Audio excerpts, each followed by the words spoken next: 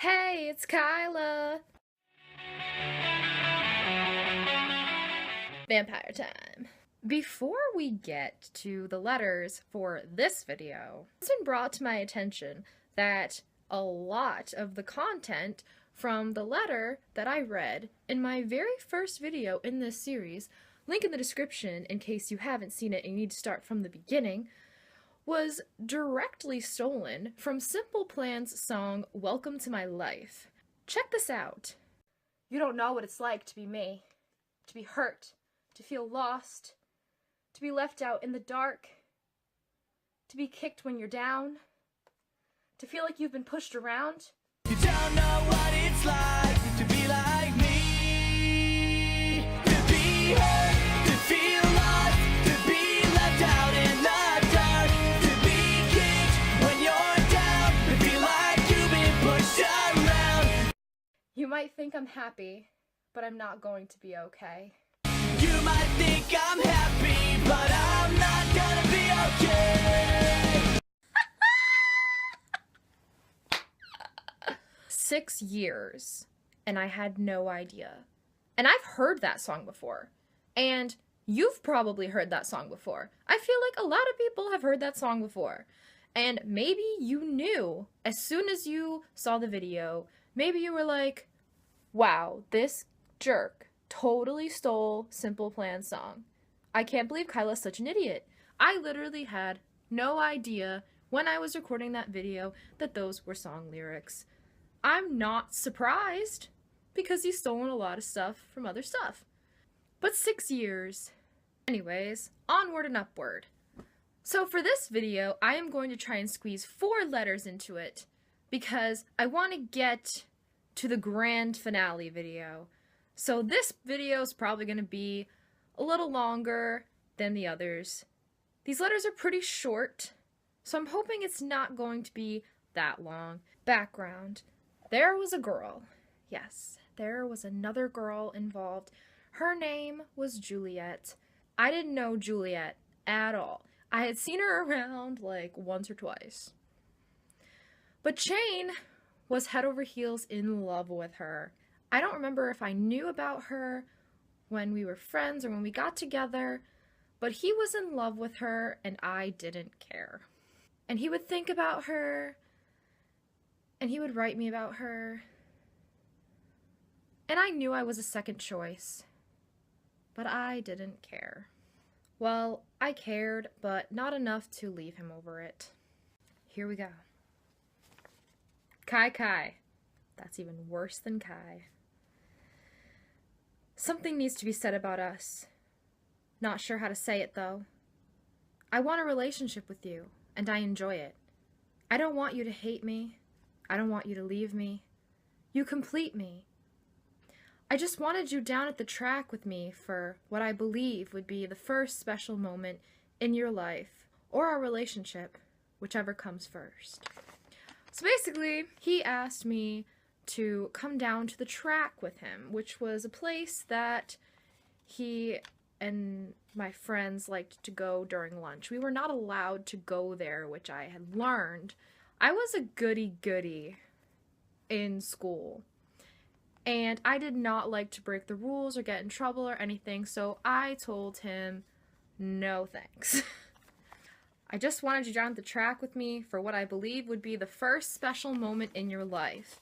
Because before you, Shane, nothing good ever happened in my life. You caused me to see the light. Just kidding, there was no light in this boy.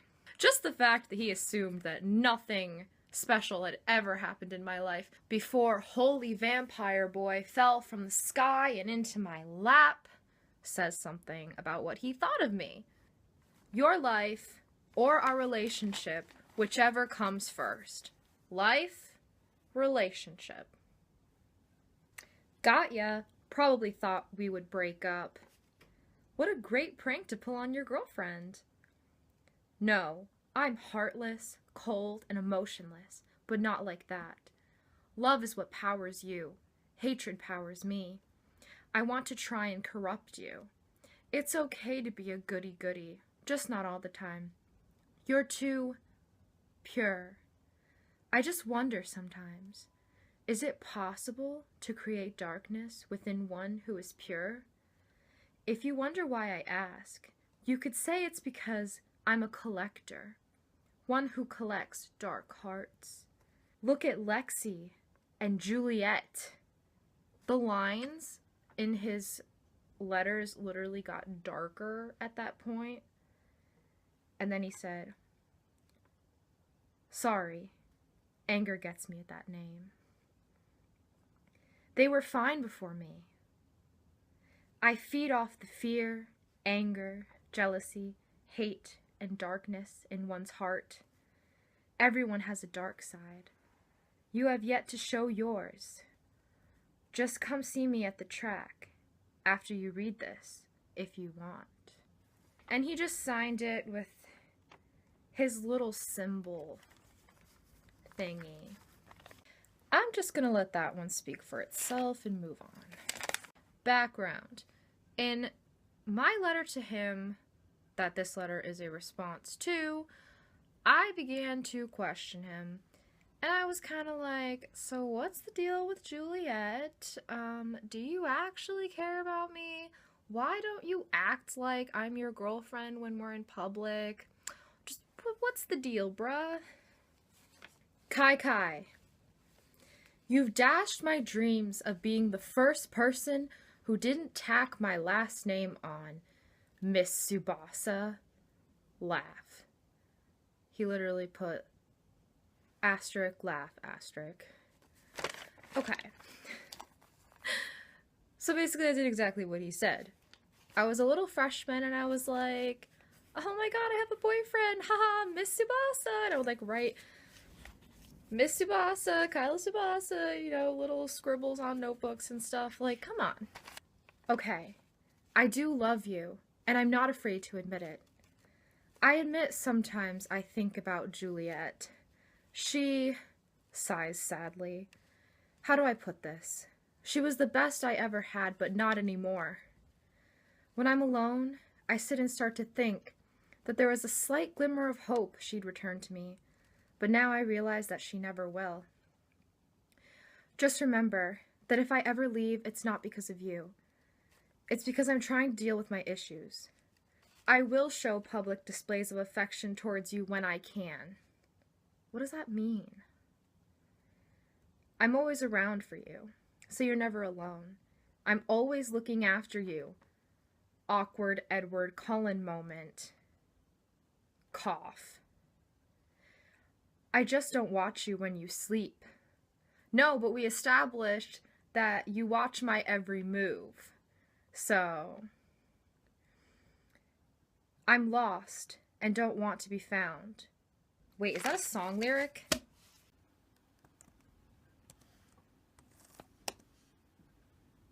Nay, 'tis not. Whatever you do, do not come looking for me. Supposed husband, Alcatraz. Are you ready for things to get wild? Kai Tsubasa. Ah, now he's playing along. I agree that we need more verbal communication. I have the perfect idea to piss everyone off. Marriage. We could roleplay it if you want. To this day, I still don't know exactly what he meant by that. I know I tacked your last name onto mine, but I didn't want to marry you. Like, obviously we didn't get married. I was 15. And the whole roleplay it thing, like, why would a couple roleplay being married? And why would that piss everyone off? Mysteries I still don't understand. Besides, it might help with the verbal communication part of our relationship. So, to conclude it all, gets on one knee, Kai Tsubasa, who claims to be my Bella. Would you marry me? I know it's too early to ask, but what the hell? We could just give it a shot. Wouldn't kill you to try. One other thing. Just hit me in the chest if you catch me staring at other women. newly acquired fiance. I don't remember saying yes. A.T. Okay, yes. I wanted to be Bella. I called myself Bella. I liked Twilight. I was 15. Let me live. If he was gonna be a vampire, I was gonna be Bella. He had this issue of looking at and acknowledging the attractiveness of other women. When I could get him to cuddle me during lunch, if another girl walked by with me in his arms, he would look at her and make little comments, be like, or like, dang, or like, something. So, hit me in the chest if you see me doing that is basically just another way of saying, well, I acknowledge that I do that, and I'm gonna keep doing it, probably. But, you know, that's kind of not okay, so I guess maybe you should punish me for it. So I got proposed to at 15.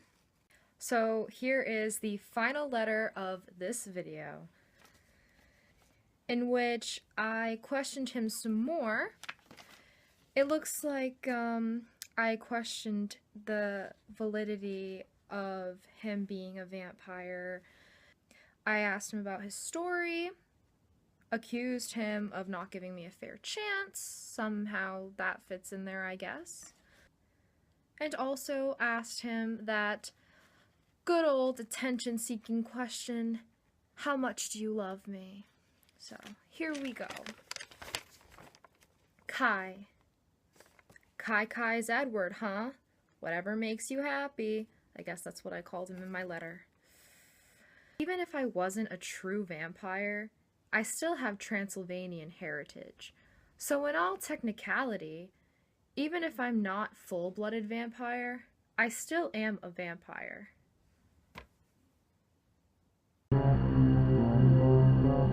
My story is something I don't like to talk about.